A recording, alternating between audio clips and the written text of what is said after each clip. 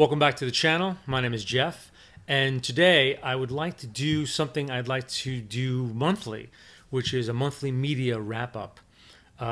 So all the books I've read in the month, all the TV shows I've watched, and all the films that I've watched. Just a brief kind of smattering of everything. I wouldn't do deep dive reviews, but just kind of a sense of like all the things that came across my eyeballs in a month. Some of them individually will be probably their own reviews on the show later on. But yeah, I thought this would be a fun way to just do at the end of the month.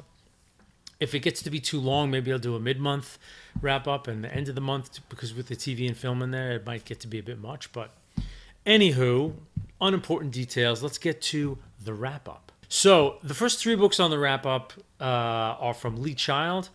And I was in a Lee Child binge recently. I've been having really difficult troubles with dry eye, and it's made it very difficult to read, which has been more than alarming.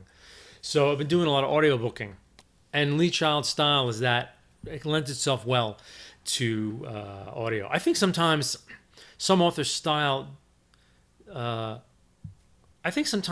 authors' styles don't lead them so well to audiobooks. I find authors who have very dense styles, where each sentence is kind of packed and you really have to read slowly and carefully. I have an audiobook, it's every sentence, it's a little tough. But I find writers who are a little more expansive in that, you know, their sentences aren't super dense, maybe more descriptive, and of a little different pace, can be amazing. And then you have weird things that sometimes, you know, listening to some Cormac McCarthy on audiobook is like sublime. Because you have to get a good reader reading something like Blood Meridian or The Road. Oh man, it's it's poetry basically. So anyway, to the books. So the first book I listened to this month / read was Bad Luck and Trouble by Lee Child. Now I'd read this before, so this was a reread for me. This takes place after Reacher's out of the military, and he finds out that his old unit are being picked off one by one, and he teams it back up with Francis Nigley, who's his sort of, you know, co-pilot for a bunch of the books in the series, and shenanigans ensue. This is going to be the basis for the season 2 of the Jack Reacher Amazon show, which is great. I think they'd be very smart in doing that. I think it's going to be a crackerjack series. So very much looking forward to that. It's classically Child. They find out his unit is being why, and the investigation and the search into it, and what it leads up to. Just one of the better Jack Reacher books. The second Jack Reacher book I read this month was Personal. Again, this is another reread for me. Personal is about the U.S. government hires Reacher to go to Europe because somebody took a shot at the French president. And although he survived, there were things about the attempt that are very puzzling to the authorities. So Reacher gets hired to go over to France. Basically, he's back and forth between France and England. It's surprising that it doesn't take place in the States, as most of the books do. But very good. One of the better Reacher novels as well. Drags a bit 2/3 of the way through. But it's a crackerjack start, and when Reacher's over there and, you know, the investigation into the assassin, who could be behind it and how, very good. So another solid Jack Reacher thriller. And the third Reacher book I listened to / read this month was The Enemy, again by Lee Child. And The Enemy is a present-day Reacher. So there are 3 books in the Jack Reacher series that take place before the kind of events of present day, and they are when he was still in the military. So this was wonderful. This starts out, he's posted to Panama in the early 90s, and suddenly finds himself back in the States, posted to this fort, not where he should be given his record. And then some weird things are going on. Someone gets killed. And then he finds out that a lot of people in his old investigative unit are posted at other forts. So somebody did something to get a lot of these guys posted back to the States at a very specific time. So there's a conspiracy involved, and it unfolds very slowly, which is very satisfying. It just is, you know, the onion gets peeled back every chapter, a little bit of this, a little bit more. So it's a really great mystery. On top of really a good Jack Reacher book. So that was the third book this month, The Enemy. Also, I'm continuing along reading Ian Fleming's books. I've got, I think, 3 or 4 individual shows for individual books also up on my channel. You can check out. I'll put links in the description box below. And I'm continuing on with the series, and this month I read Moonraker, which is fairly early. I think it's one of the 3rd or 4th books that he wrote. And so Moonraker, similar to the film that was based very loosely on it, it turns out that this millionaire is building rockets for England. And again, this was written in the 50s. So it was before the moon, I think before ballistic missiles in a way. So this was kind of the beginning of the ballistic missile technology. So he's building this ballistic missile for England, and something happens at the plant where the missile is, and Bond gets involved because of certain things. And it's I would say the first 2/3 are good, and then it really kind of loses steam at the end. But it's decent Fleming. It's not like an A. Some of his books are definitely A level in prose and plot. This one, kind of a B level. The prose is good at times. Again, his description of the rocket is wonderful. It's like a technologist's wet dream when he walks in and sees this wonderful rocket, the Moonraker. Wonderful descriptions of that as well. And there's a terrific opening scene where it turns out that Hugo Drax, who's the man behind the Moonraker, goes to this very upscale English club called Blades and plays cards. And they think he's cheating. And they get Bond. In the beginning of the book, the way Bond is introduced to Drax is to accompany M to Blades, where M's a member, and play cards with Drax. And Bond figures out that he's cheating, and then there's this whole deliberate way in which Bond is going to beat him at his own game, where he gets these decks of cards beforehand and all that stuff. And it's bridge. And even though I don't know bridge, Fleming, again, the master at narrative card games. I haven't read a lot of books with a lot of card games in it, but it's amazing the amount of tension that he wrings out of a card game. And Blofeld winning and then Bond winning. And he did it in Casino Royale, which was wonderful. So he's just so good at that. And so he does that. So the book starts out with a bang. And then the intrigue with the rockets kind of goes a little bit, and it kind of peters out. But anyway, it was my 4th book of September. And the last book that I'm just finishing now for September is Graham Greene, The Quiet American. I've been dying to read Graham Greene for the longest time.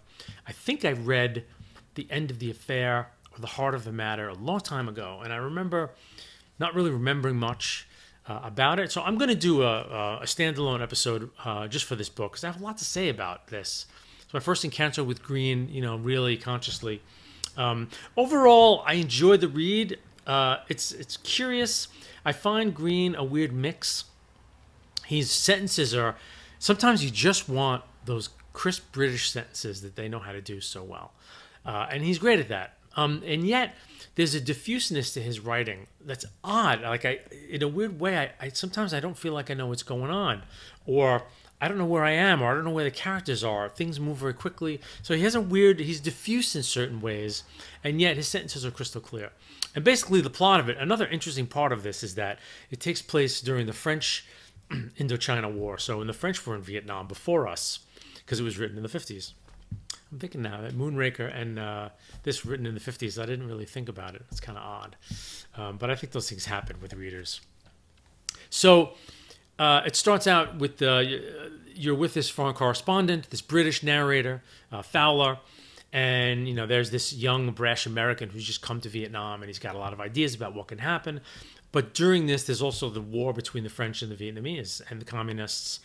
And it's amazing to read. This was written before we got involved in Vietnam. It's amazing that the British kind of saw what the problem was there between the French and what not to do, in kind of this kind of country.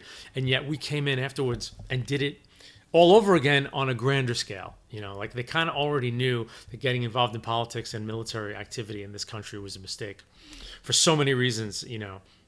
Western armies that were bred and taught to fight in Europe, now in the bush, they really didn't know what the hell they were doing. And same thing. I mean, the Americans didn't learn anything from the French. We kind of saw it all, and we went in anyway, thinking like, well, we're Americans. Well, it's not going to happen to us. So a lot of that is in here, which is fascinating. So yeah, I kind of Enjoyed it in odd ways. It may grow on me, but it was a strange read, actually, to be at the end of the day. I was frustrated with it. Then I was kind of like, oh, this is kind of cool. Then I was confused. Then I really enjoyed it. I really liked the sentences. So mixed bag, but not sure if I'll do another Graham Greene, but we'll see. Okay, so now we're going to move on from the books to the TV portion of the media month-end wrap-up. So I watched 3 significant things this month. The first one was a documentary done in the late 90s called The Nazis, A Warning from History.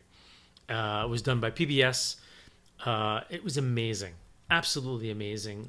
4-part documentary, starting with the rise of Hitler and the rise of Nazism and following it through in power. And then during the war years, the focus was really on the Holocaust. So not too much focus on the military aspects of the war, but more about what they did in Germany to Germans, and then mostly what they did to the Jews and afterwards. And it's amazing, because it was done in the 90s, there were still some survivors that they were able to interview for this, who were able to speak to things that were going on at the time. And it was very, very comprehensive, especially about the development of the camps and what was going on there. It's just astonishing. It's astonishing that that happened. I feel like as bad as the 21st century might get, you know, if you wake up in the morning and you're like, well, I don't think there's a Holocaust going on in the world. We're doing better, you know, like it's just, it's an astonishing era in our history. Anyway, this was a terrific doc. I'd highly recommend it.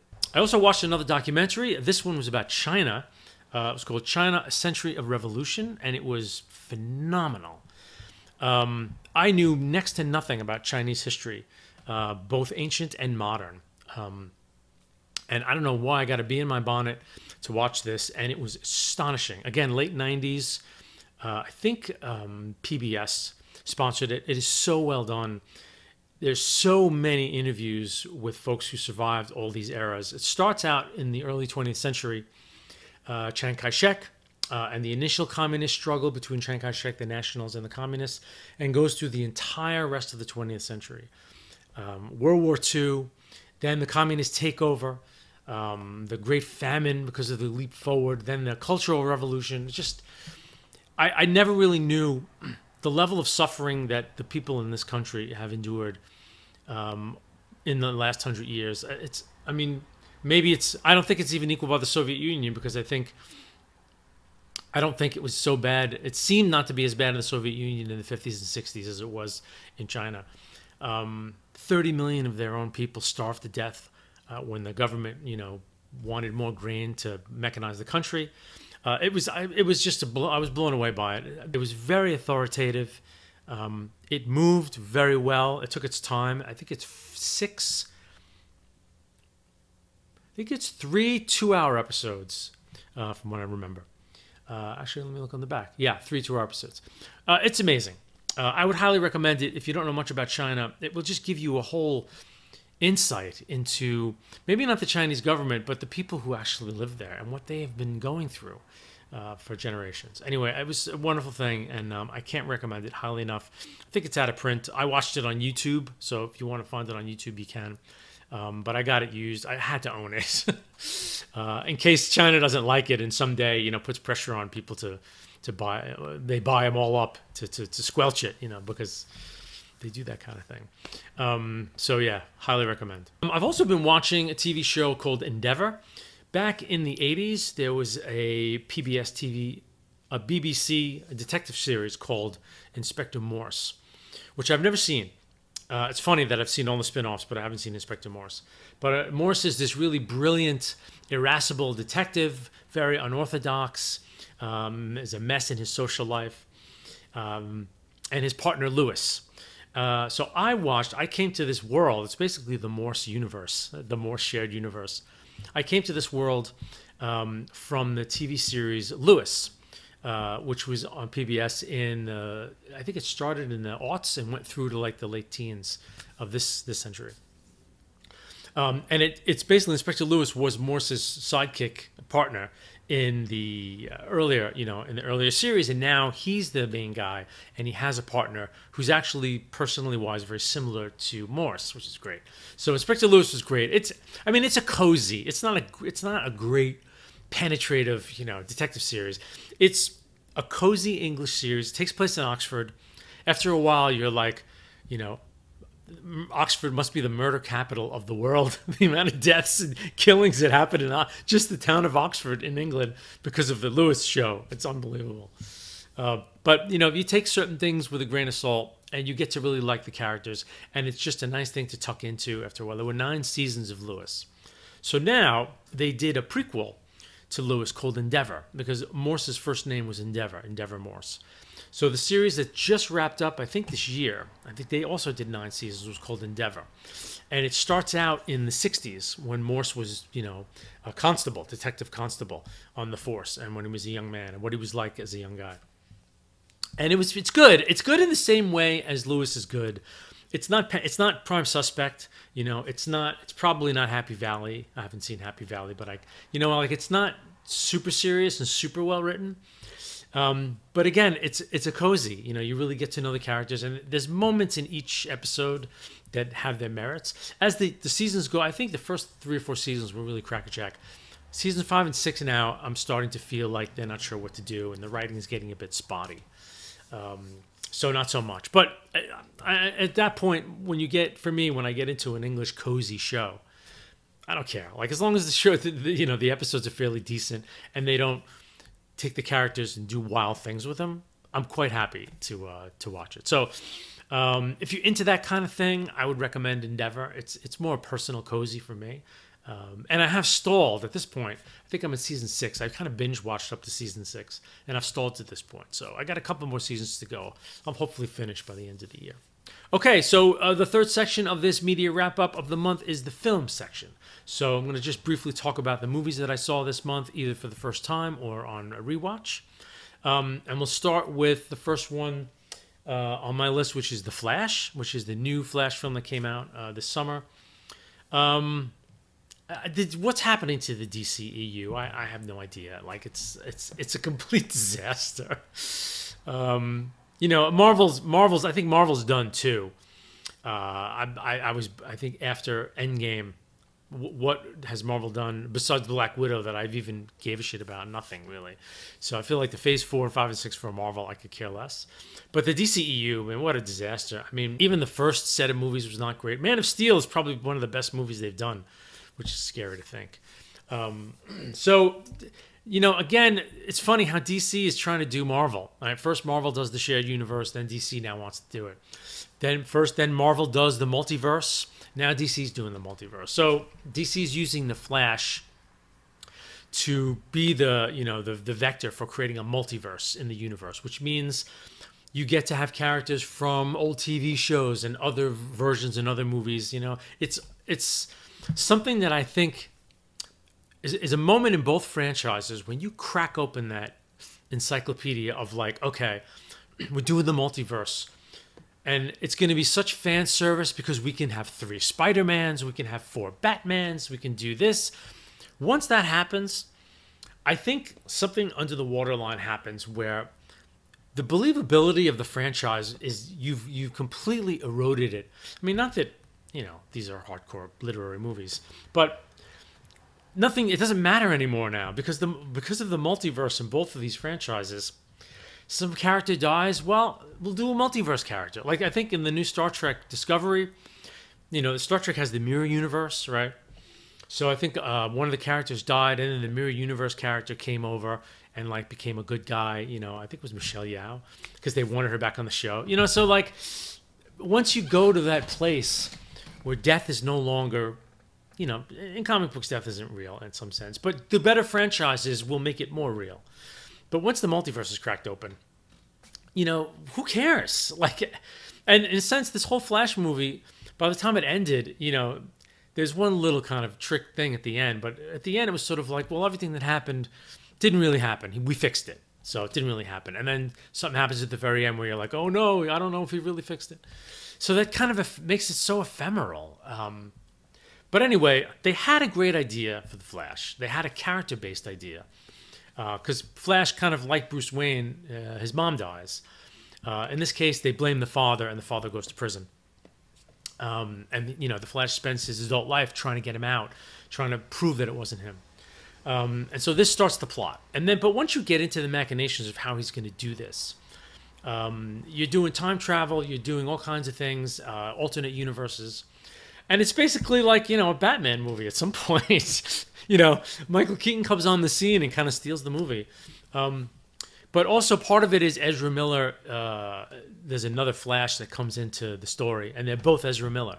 And Ezra Miller is a fine side player in an ensemble movie. But to have two of them on screen, the whole movie, it was very annoying. He's not that compelling an actor. He's a decent, he's a decent movie star, but he was really annoying through most of it. And it was really childishly written. So again, I saw the basis of a really interesting idea here, but and it looked terrible. The CGI was bad. All of the Speed Force effects and the Flash effects, they were just like, it could have been, Ready Player One. It could have been anything. There wasn't an interesting thing. And I think the best superhero movies are when they take something unique and interesting about the hero and they do something cinematic with it that's really cool. And you realize that they kind of geeked out behind the scenes to make it something that was good. They really wanted it to work well. This just seems like, all right, when Flash runs fast, let's just do a bunch of stuff. And that's what it looks like, So, so kind of, I wish they kind of, I wish. I mean, these movies cost so much money.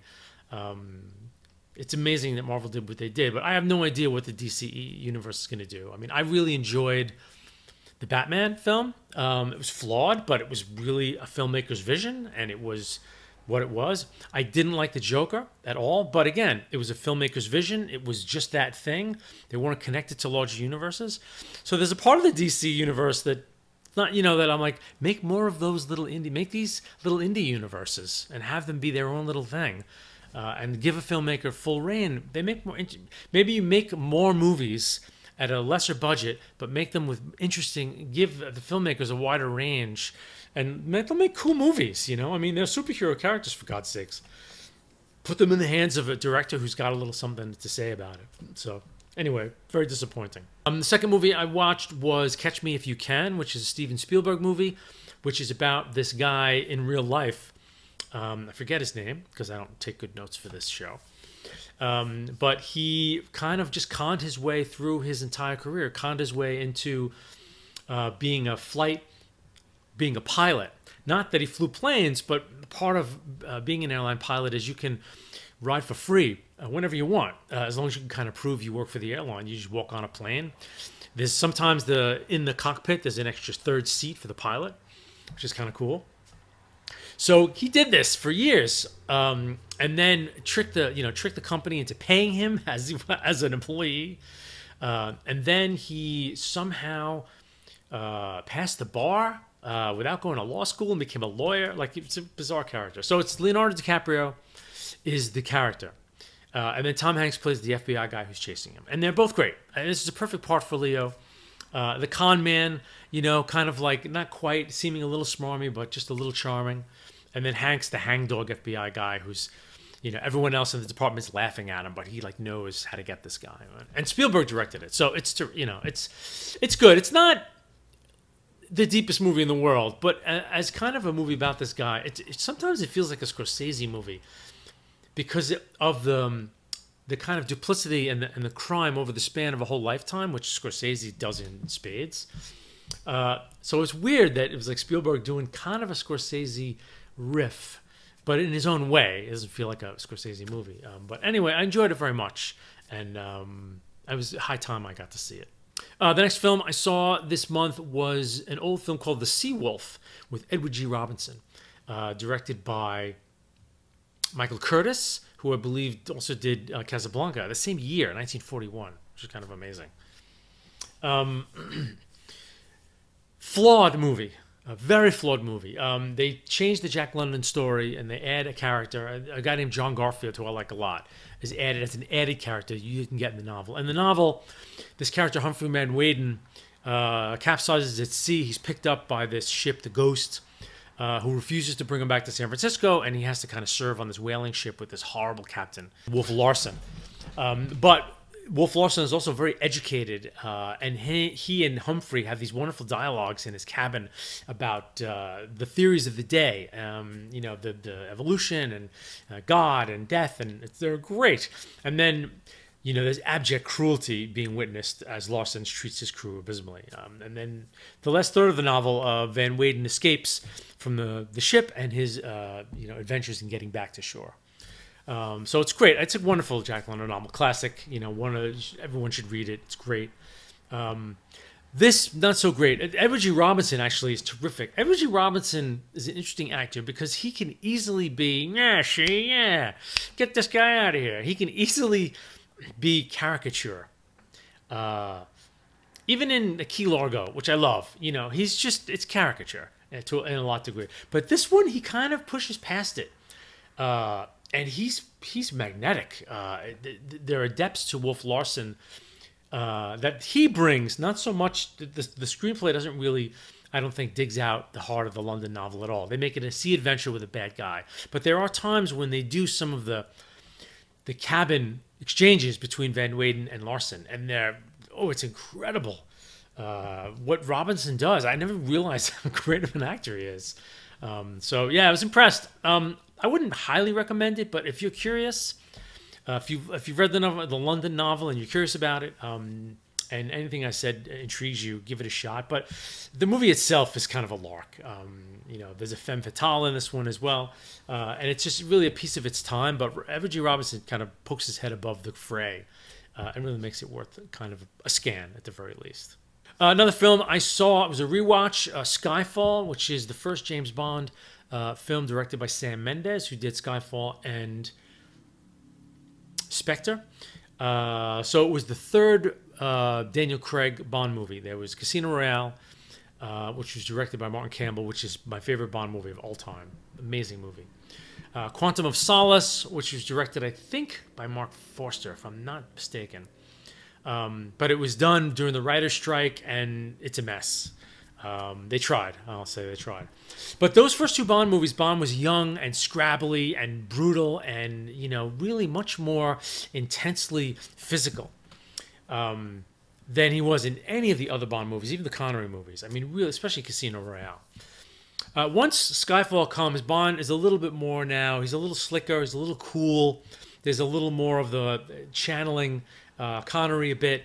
Or Roger Moore, he's changing a little bit. It's still Craig, but it's the tone has changed. He's kind of an older Bond now. And the first half of it, I like. It goes all over the place. He's on a mission in the opening credits, and another one of his colleagues has to take a shot because of some case they don't want to lose, and they wind up hitting him. So he goes off to like some island in Bali, and he's drinking and kind of losing his mind. And then there's a terrorist attack on MI6 back in London. Of course, he drops everything and heads back. And then they're trying to figure out who it was, and so then he travels to Tokyo. So I like the scenery. Like, you're in the wilderness with him on a train. Then you're in Bali. Now you're in, I think, Macau, maybe? Or Hong Kong? I can't forget where they went. Then you're on a little island off of there. But when you come back, when the plot comes back to England and the bad guy's captured, it's very much a Christopher Nolan movie. I think Sam Mendes saw The Dark Knight and was just like, I love this guy. So there's a lot of the bad guy. He wanted to be captured. There's a lot of the bad guy having all these plans that he must have set in place like months and years ago, that now he's in the right exact place where he's supposed to be, and it triggers things like he didn't, he wanted to be captured. And it's just like, it was too much for Bond. I feel like it was just too much. And then it ends on the, Bond's old estate out in Scotland, which is kind of like a Jason Bourne action movie ending. It's weird. It's an odd movie. I don't like it. I like Spectre a lot better. It's not that much better, but I love the Craig Bond movies. I'm such a sucker for them. I kind of watch them over and over again. Because they're modern Bond. I mean, as much as I go back and try to watch the Connery and Moore ones, and even the Pierce Brosnan ones, they're really dated, and the action sequences are boring in a lot of the older ones. Some of them hold up, like Russia with Love holds up. The ones that aren't so histrionic tend to hold up better than the ones that are like hollowed out volcano kind of thing. But yeah, so that was a rewatch for me. I also rewatched another classic, late 60s film called Day of the Jackal, directed by Fred Zinnemann, starring Edward Fox as this assassin. So this takes place, I guess, in the 60s when there was a plot. I think the French left Algeria, and there was this whole movement within, I don't know if it was within the military or within, just in France in general, that Charles de Gaulle, the president of France, betrayed the Algerians by pulling out. They were basically colonies, so they left. And there were a lot of people who were really pissed at him for leaving. We left the colony behind, whatever. And I think they tried to assassinate him for real. In a colonnade, when he was driving by, they tried to kill him. So this movie posits, I think after that assassination, the group that tried that was it. They were done, and it never happened again. This movie posits the possibility that they did try again, but they hired a killer. They hired someone, just a professional killer to do it. So it's a very great procedural where you're following Edward Fox as he's hired, and he's saying, okay, we want you to kill the French president. And he's saying, I'm not going to tell you any details, half now, half when I'm done. So he has to figure out how to get into the country, where the president's going to be, how to kill him, what weapons he has to have made. And it's a wonderful procedural thing as he goes and does each thing. And then on the other side, there was a leak. The guys that hired him, one of the people left the safe house they were hiding and was captured. And so there was a leak. So the French police know now that someone's out to kill de Gaulle. And there's this hangdog policeman who's put in charge of the whole thing. I don't know what his name is, but is the same actor who played Hugo Drax in the Moonraker film. It's kind of funny how this all connects. And he's great. He's great. And it's really well written. So you're seeing, again, how the police are trying to figure out how to find this guy. And it's like pre-internet, pre-cell phone. So them getting records and figuring out how to do fingerprints and do all this stuff. Everything's got to be sent. If they want to find out who stayed at hotels on the Riviera, they have to send guys in motorcycles to get the cards, right? But it's a riveting thriller. It's just a dynamite ticking clock thriller. Highly recommend Day of the Jackal. Fred Zinnemann, I think 68. There was a remake with Bruce Willis he was the assassin, and Richard Gere played this guy who was trying to find him, but they changed the story, and Richard Gere and the Jackal had brushed up against each other early on, and I think someone who Richard Gere knew had died, so it's personal, and it's just not as good. It's not as interesting. It's instead of being procedural, it becomes about the characters and their motivations, which is classic. If you're going to write screenplays, for the most part, you want to go character based, but unless you really, really know what you're doing, and then you can do a procedural film, and it's good, right? But they went for that, and I feel like they missed. So it's kind of a weird remake. And the last thing I saw this month was a TV documentary. I think it was TV. It might have been released in the film. It's called Zappa, and it's a documentary about musician Frank Zappa. And it was terrific. It was done, I think, in the early 2000s, maybe the mid 2010s, fairly recent. And there's so much footage and film of him playing and with his family and all that. And it's just, it's an amazing, it charts the course of a truly unique and amazing musician.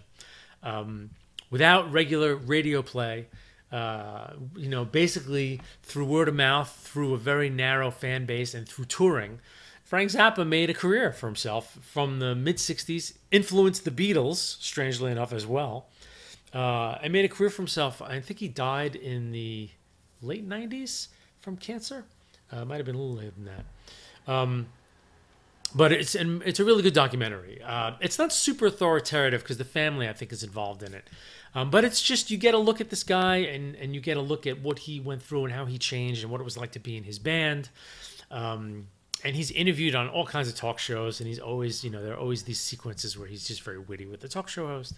But yeah, just a testament, to someone like him. There's not a lot of what I call third stream music anymore. Back in the day, you had, Jimmy Buffett kind of was a third streamer to me. Like, he stopped making, none of his songs got on the radio after Margaritaville, but he had a following and he made his living. The Grateful Dead, after their heyday, through the 80s and 90s, they didn't have anything on the radio, and yet they sold out concerts continually because they had this rabid fan base.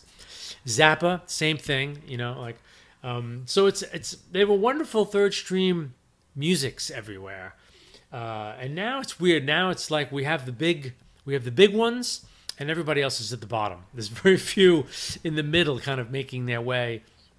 You know, you're either, you know, touring 200 days a year and you got stuff out on Spotify getting no royalties, or you're Beyonce, and you're, you know, huge and at the top. That kind of middle layer of it seems to me that it's kind of faded a bit in a way. And so Zappa, it was interesting to see a time when someone like Zappa, and especially his music was so odd. It was so progressive and classically influenced and atonal and fun and goofy, that it was like, you know, you really just had to like the whole package. There was no just like, oh yeah, Zappa's okay. You loved it or you hated it. And for me, I vacillate both. Sometimes I really love it. Sometimes I think his humor is stupid. And sometimes I think it's too odd and too frenetically goofy for its own sake, you know. But it was a decent documentary. I'm glad I saw it. So that's the books, TV, and film that I've seen in the month of September.